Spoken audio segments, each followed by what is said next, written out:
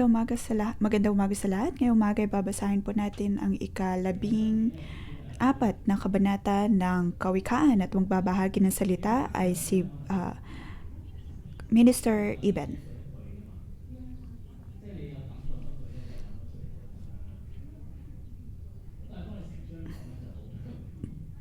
Maaring sa pagbabasa po nito ay mas madali para sa atin ang magbahagi ng isang bersikulo dahil ang bawat bersikulo naman ay may kanya-kanyang mensahe.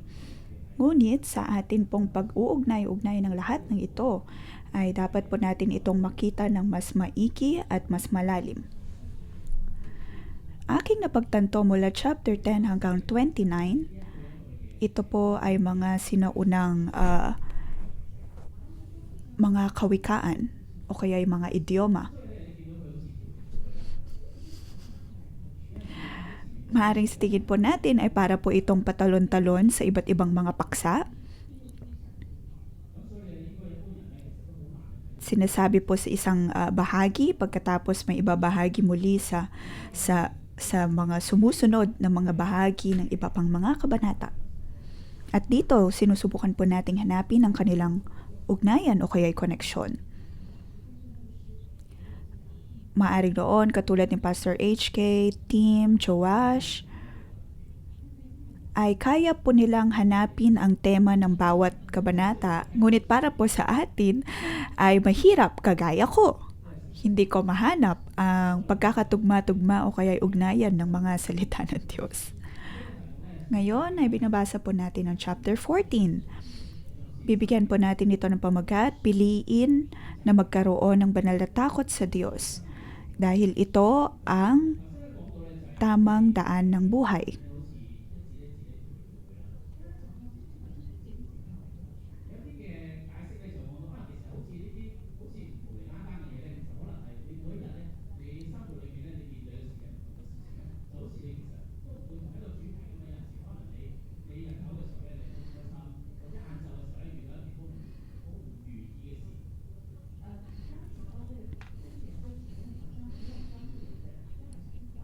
Katulad po ng pang-araw-araw nating buhay, maaring sa umaga ay may mga bagay na nakapagdulot sa atin ng kalungkutan. Pagdating naman ng hapon ay mabibigyan po tayo ng dahilan na maging masaya. Tapos pagdating ng gabi, babalik na naman tayo sa pagrereklamo.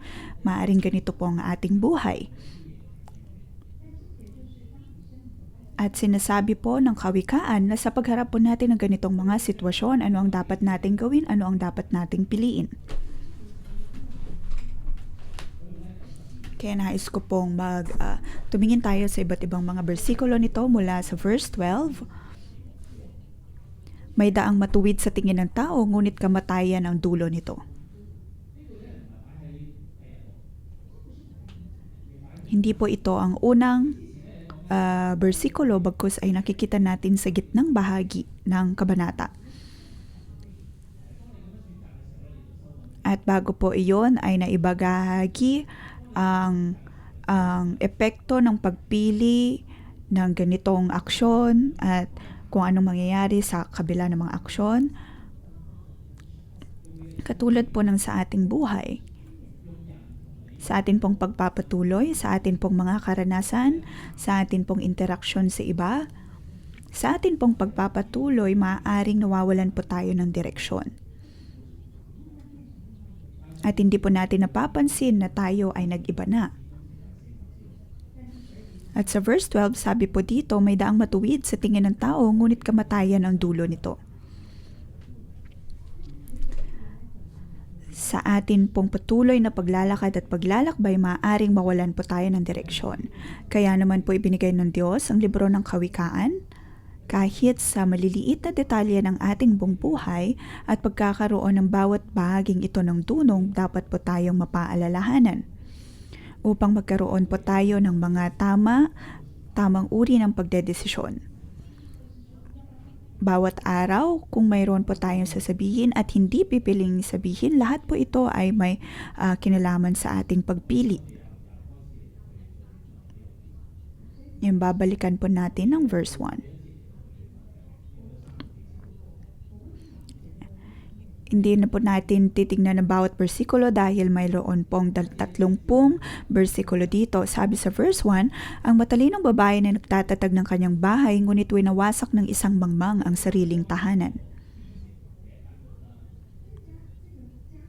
Ang tahanan na tinutukoy po dito ay hindi lamang pisikal na bahay.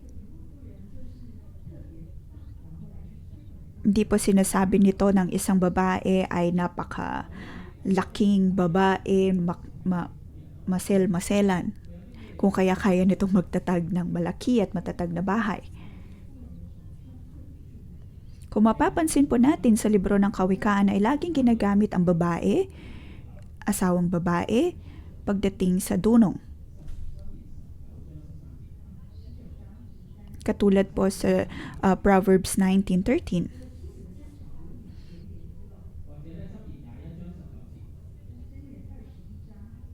O kaya sa Proverbs 21 verse 19.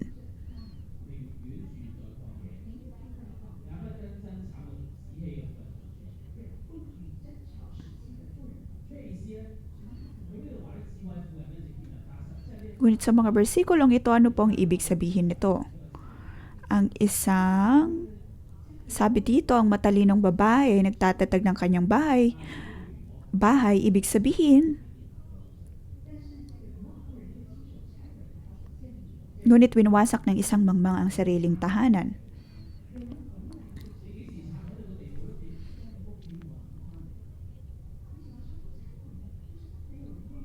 Ito ay nangangahulugan sa paraan o kaya kung anong uri ng atmosfera ang dinadala ng isang asawang babae sa kanyang tahanan. Ito ba ay uri ng tahanan na gustong balikan ng mga nakatira doon? Maaaring may mga asawang babae na grabe kung magpaalala ng mga bagay, salita ng salita, kung kaya naman pinipili ng mga nakatira sa tahanang iyon na hindi bumalik agad. Meron po akong kilalang isang kapatirang babae. Lagi po niya sinasabi na ako ang katulungan ng aking asawa. Lagi niya sinasabi sa kanyang asawa, ako ang iyong katulungan.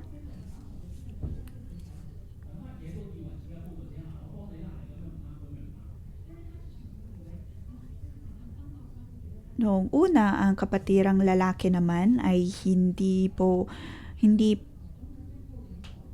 ay dati na pong pumupunta sa simbahan. Ngunit dahil sa laging sinasabi ng asawa, ako ang iyong katulungan, tutulungan kita sa bagay na ito. Pagkatapos ay nagsasabi kung saan nagkamali ang asawa. At dahil po dito ay tumigil ng magsimba ang lalaki.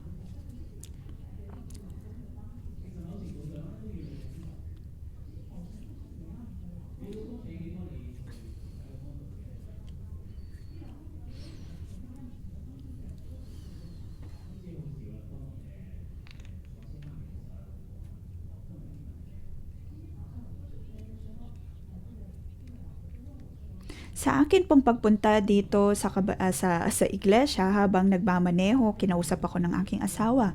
Ano ang ibabahagi ngayong umaga? Pagkatapos ay kanya pong binasa. Sabi sa verse 1, ang matalinong babae nagtatatag ng kanyang bahay, ngunit winawasak ng isang mangmang sariling tahanan. Wala po akong masyado pang natatanggap habang binabasa ito. Ngunit ang asawa ko ay nagsimulang magbahagi sa akin. At tunay nga na siya ay isang matalinong babae.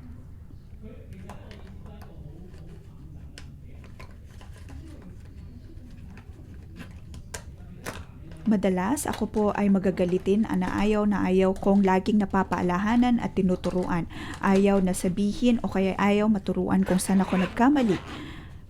Ayaw na maitama. Madalas ang mga lalaki ay ganito, hindi po matanggap ang pagtuturo o kaya ay pagtulong na mula sa asawa.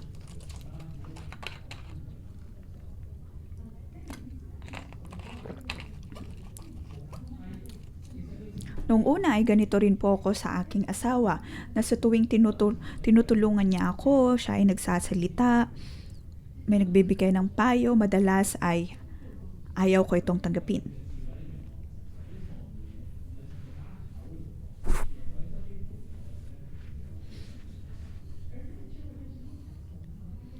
Ngunit aking napagtanto na ang bawat niyang payo ay uri din po ng karunungan.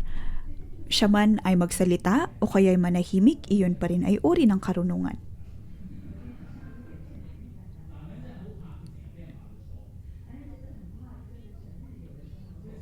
Totoo na pagdating sa mga kalalakihan, ayaw natin na masabihan na tayo ay nagkamali.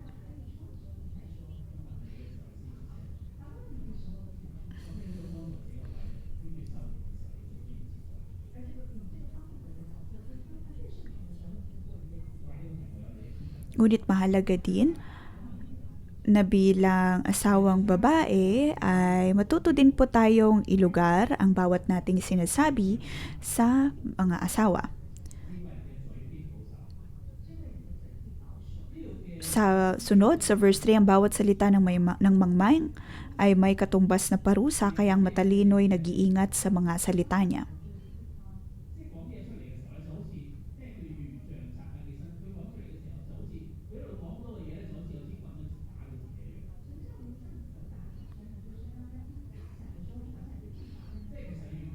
Ang bawat salita ng mangmang ay may katumbas na parusa. Habang ang isang tao ay nagyayabang gamit ang kanyang bibig, gamit ang kanyang salita, lalo lang po itong nagdadala ng kapahamakan sa kanyang sarili.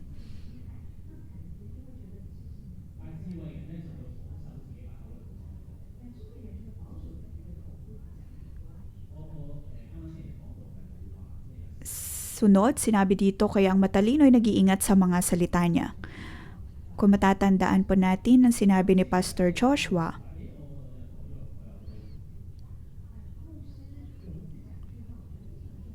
at isang beses ay mayroon po siyang binahagi at mayroon din siyang naibahaging salita sa akin.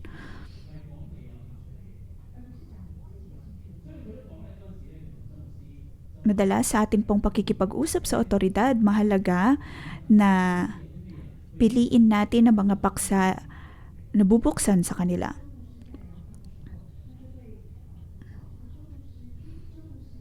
Dapat na malaman kung saan interesado o anong mga paksa ang nais nilang pag-usapan. At hindi lang po puro nais natin at puro kung anong gusto nating pag-usapan.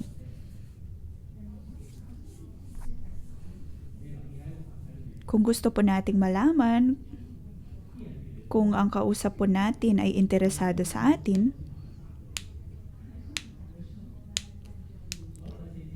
sa isang grupo, maaaring may mga taong handang makinig sa atin, ngunit kung sila ay paalis na at hindi interesado, doon natin mahalata kung sila po ba ay interesado sa atin o hindi.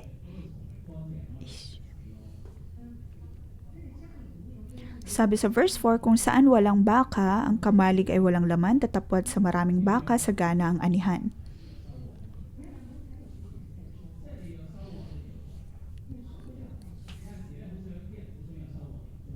Para magkaroon ng ani, dapat din pong magkaroon ng sakripisyo.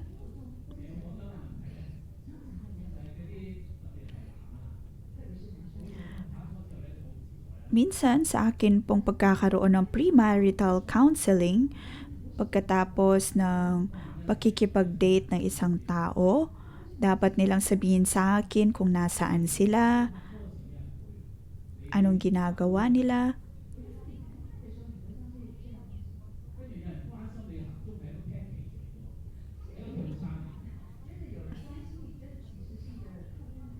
Pagdating sa pakikipag-date ay naroon po ang tila one package na meron ka ng nakakausap at meron ka ng nasasabihan kung nasaan ka, anong ginagawa mo, at ito po ay bahagi ng lahat ng pakikipag-ugnayan na ito. Ganon din po ang sinasabi dito na dapat maging handa tayo na magsakripisyo upang umani ng mga bagay-bagay. Sunod sa verse 8, nalalaman ng matalino ang kanyang ginagawa, ngunit ang mangmang ay inaakay ng mali niyang unawa.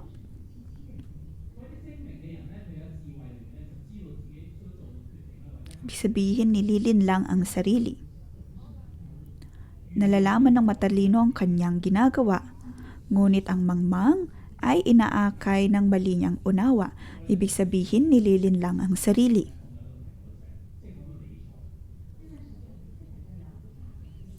Sa curator staff meeting, madalas po naming pinag-uusapan ang wealth management o pagpapahalaga ng kayamanan. May mga profesional, may mga nagtatrabaho na hindi po nila alam kung paano panghawakan ng mabuti ang kanilang kayamanan. Marami po silang sinasahod na pera, ngunit marami din po silang nauutang at hindi po matapos-tapos ang siklong ito. Ngunit sinasabi po dito na ang tunay na matalino ay alam po niya kung gaano karami marahil ang kanyang sinasahod at gaano rin karami marahil ang kanyang ginagastos.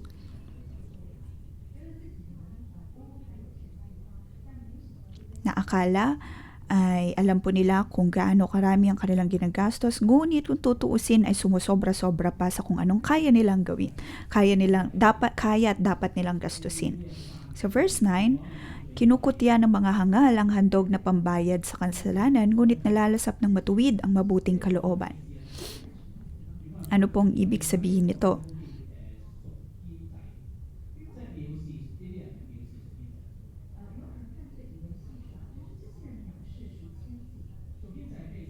Ibig sabihin, ang mga mangmang, kinukutya po nila ang handog na pambayad sa kasalanan. Ang handog na pambayad sa kasalanan na ito ay ibinibigay upang maayos ang ugnayan. Dahil ang isa ay mayroong nagawang mali o kaya may nagawang kasalanan.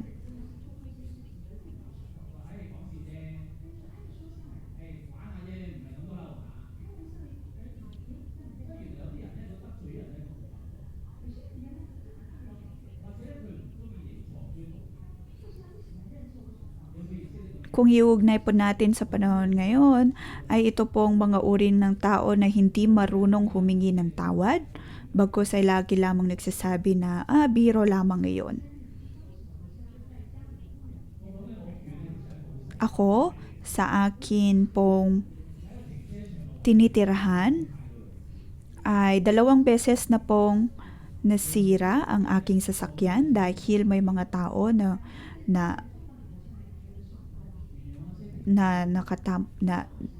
bumangga nito.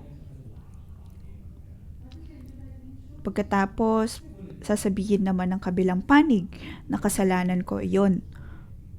Kung tutuusin ay nakaparada lamang ang aking sasakyan.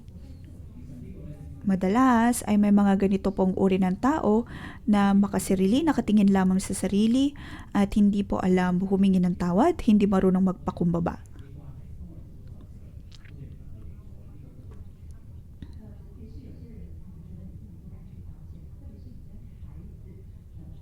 Hindi kayang akayin ng responsibilidad lalo na sa pag-ako ng kasalanan.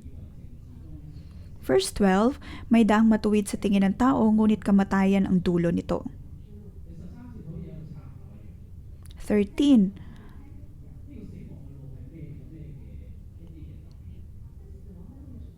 ano ang daan ng kamatayan?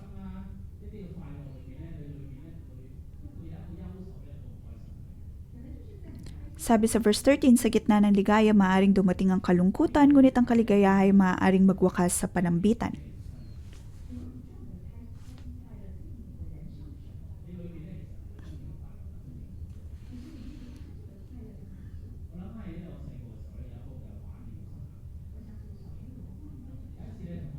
Naalala ko nung ako ay bata pa, mayroon pong isang ganap sa aking buhay. Mayroon pong mga pamilya na nagtungo sa parke upang maglaro. Kami ay napakahirap, kaya hindi po kami tumutungo sa ibang mga lugar, malayong lugar, bagkus ay nananatili lamang sa aming sariling komunidad. Ngunit minsan habang ako ay naliligo, ako ay umiiyak.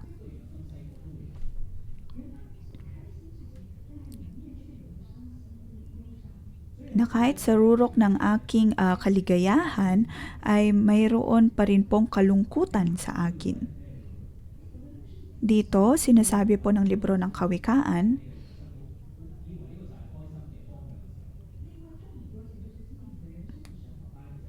maaring sa iyong buhay, tingin mo ikaw ay sa tingin mo ngayong buhay napakaayos na, puno ng ligaya, ngunit naroon pa rin ang kalungkutan sa kaloob-looban ng iyong puso.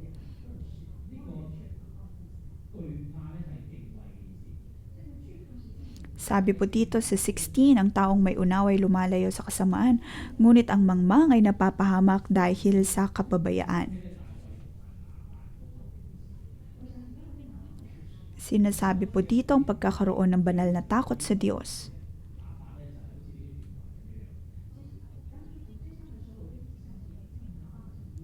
Sa pagbabasa ng kabanatang ito, ay lagi ko pong natatandaan ang kwento ni Nabal, asawa ni Abigail, dahil lagi po niyang kinukutya ang iba at bandang huli ay halos napatay niya din ang kanyang sarili. At Diyos mismo ang nagbigay parusa sa kanya.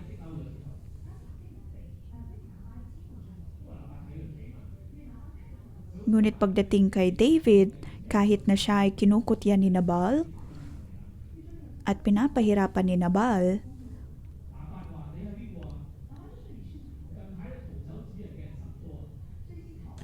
dahil kung matatandaan po natin ay kinukutya ni Nabal si David.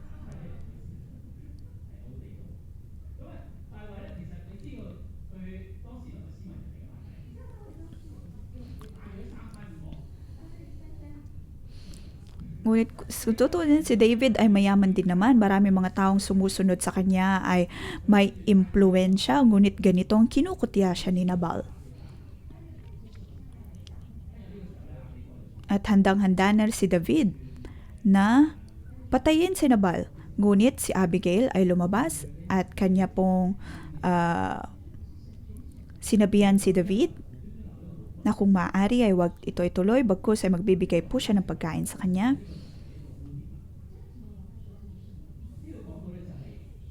Doon napaalalahanan si David na hindi dapat siya magdanak ng inosenteng dugo. At dito ay sumunod si David. Dito natin makikita na si David ay may banal na takot sa Diyos.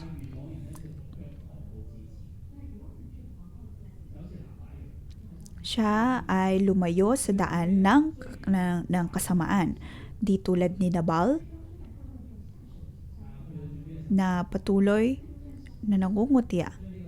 Kung kaya naman, siya ay pinarusahan ng Panginoon. Iyon po ang importante pagdating sa tunay na may dunong na uri ng tao. Mayroong banal na takot sa Diyos. 17, ang taong mainit ang ulo ay nakagagawa ng di marapat, ngunit ang mahinahon ay lagi nang nag-iingat. Dito hindi na lamang po tungkol sa pagkakaiba ng mabuti at masama. Ang sinasabi, ang taong mainit ang ulo ay nakagagawa ng di marapat, ngunit ang mahinahon ay lagi nang nag-iingat. Ang pagiging mainit ang ulo ay hindi naman po sinabing sobrang sama. Bagkus mapapansin po natin ang taong mainit ang ulo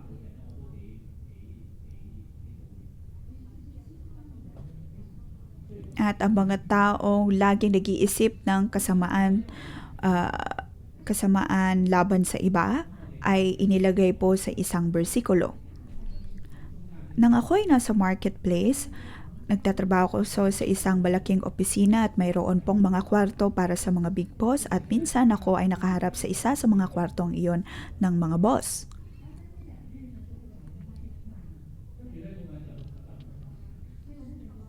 At sa ilang mga araw ay lagi po siyang mayroong mga pinapagalitan.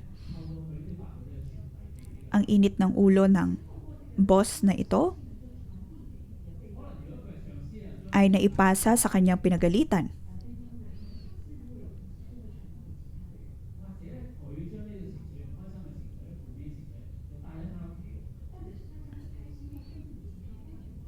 Pagkatapos ang taong napagalitan naman ay kanya pong matatanggap ang negatibong emosyon mula sa boss, pagkatapos ay may uuwi din po ito. Madalas kung ikaw ay nasa mataas na posisyon ay mabilis ang magalit, mabilis ang magkaroon ng negatibong emosyon. Bakit ka ganito? Bakit mali ang ginagawa mo? Ngunit sinasabi ng Diyos, sinasabi ng Biblia na hindi po ito dapat. Dahil ito ay para po bang paglilipat ng mga negatibong emosyon mula sa atin tungo sa iba at hindi ito nagbibigay lugod sa Panginoon. 20 hanggang 21. Paano po dapat natin tratuhin ang ating mga kapitbahay o kaya ay kasama? Sabi dito, ang taong mahirap kadalas ay tinatalikuran, ngunit ang mayaman ay maraming kaibigan.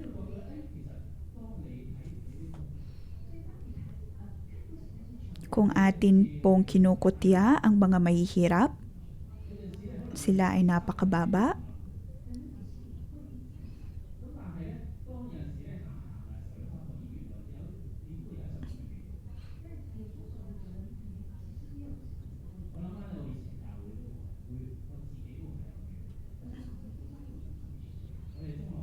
Nang ako ay nasa dati naming pinapasukan na iglesia at tinutuluyan na iglesia, sa loob po ng amin pong fellowship ay may mga taong maayos ang trabaho, mga professional, mga guro, mga social worker, mga nurse.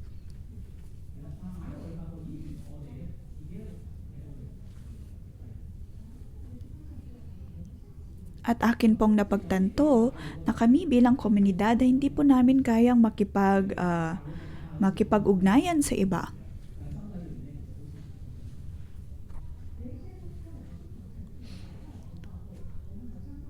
Na kung may mga bagong dating sa amin pong grupo, kahit na sila ay pareho sa aming estado, hindi namin sila magiliw na tinatanggap.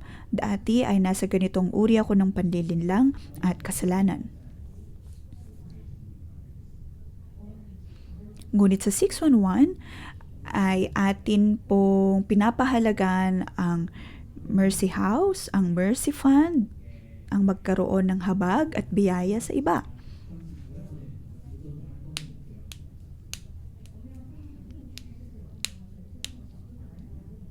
At ang mga cell leader, mga pastor ay iba't iba po ang kanilang level kahit estado sa buhay. Sabi dito sa verse 21,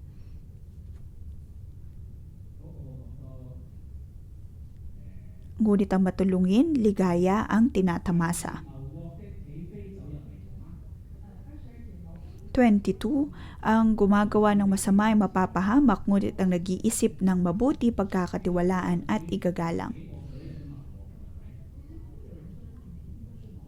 Wala naman pong siguro magsasabi na ang lagi kong pinaplano ay masama tungkol o kaya laban sa iba. Ngunit maaaring sa atin pong pakikipag-ugnayan sa marketplace, lagi nating sinasabi na dapat tayo maging maingat sa iba, maging maingat na hindi po tayo isa-set up ng iba. O kaya laging iniisip na ang taong ito ay hindi ganoon kagaling, bakit hindi siya lumipat sa ibang grupo. Kung tutuusin sa pag-iisip po natin ito na rin po ay tulad ng pag-iisip ng laban sa iba. Pag-iisip ng bagay na ayon sa kasamaan. Ngunit sabi sa verse 22, ngunit ang nag-iisip ng mabuti, pagkakatiwalaan at igagalang.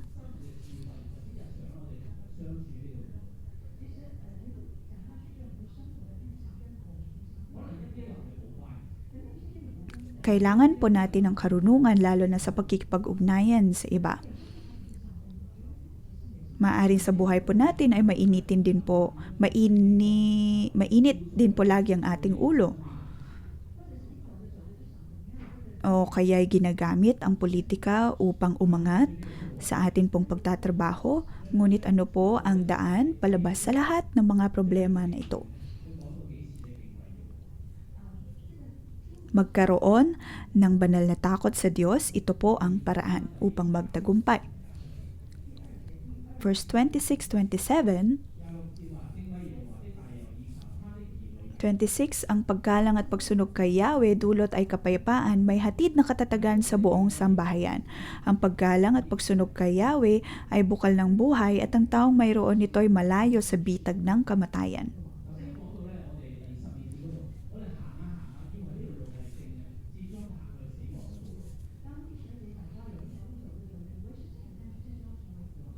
Sa verse 12, sinabi po doon, may daang matuwid sa tingin ng tao, ngunit kamatayan ang dulo nito. Tapos sa 27 naman, ang paggalang pagsunog kay Yahweh ay bukal ng buhay. At ang taong mayroon nito ay malayo sa bitag ng kamatayan. Bukal ng buhay, ibig sabihin nagbibigay buhay. Lagi po natin sinasabi ang pagsasakripisyo ng sarili at pagbibigay ng sarili, ito po ay pagbibigay buhay. Sa atin pong pagkakaroon ng banal na takot sa Diyos, lagi po tayong mayroong maibibigay sa iba upang maging pagpapala. Sino ang mga taong kayang magbigay?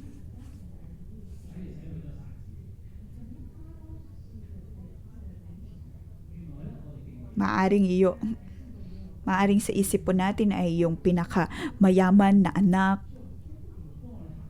ng isang manggagawa sa Hong Kong. Ngunit kung tutuusin, sa atin pong pagkakaroon ng banal na takot sa Diyos, pagiging puro at pagiging simple, sa atin pong pakikinig sa dunong na nagmumula kay Yahweh, sa kabila ng panlilinlang at sa kabila ng pagiging komplikado ng mga sitwasyon sa paligid po natin at sa kabila ng mga pagsubok sa paligid po natin, kaya pa rin po nating mabuhay ayon sa katotohanan at ng may banal na takot sa Diyos. Ito po ang makakatulong sa atin upang makaligtas sa bitag ng kamatayan. Magkaroon po dapat tayo ng tamang pagpili, maging pure and simple. Hindi po natin kailangan maging napaka-komplikado.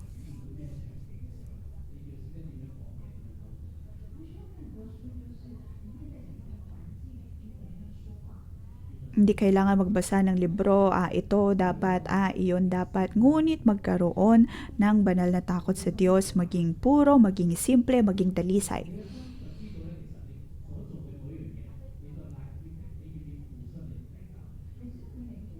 Sa pamumuhay nito, ang lahat ng iyong gagawin ay magkakapagbigay buhay. Sa iyong higit na pagbibigay, ay ganun din po ang matatanggap natin mula sa Panginoon at higit pang pagpapala na kanyang ibibigay. Halimbawa, ano pong ibig sabihin ng pagiging pure and simple? Pagkakaroon ng tamang direksyon. Kung mayroon ka pong tinitingnan na iba, katulad ng aking asawa, siya ay tinitingnan ko, siya ang gustong-gusto kong makasama. Ngunit maaaring sa higit kong pagtingin sa kanya, makikita ko din, dahil gustong-gusto ko siyang makasama, kung kaya naman ako din ay magsasakripisyo upang magkaroon ng higit pang madaming oras kasama siya.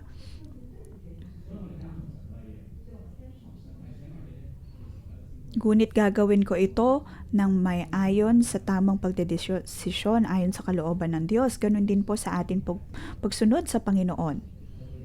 Ang magkaroon ng banal na takot sa Diyos at nang malayo sa bitag ng kamatayan. Naway pagpalain ng Diyos ang kanyang buhay na salita.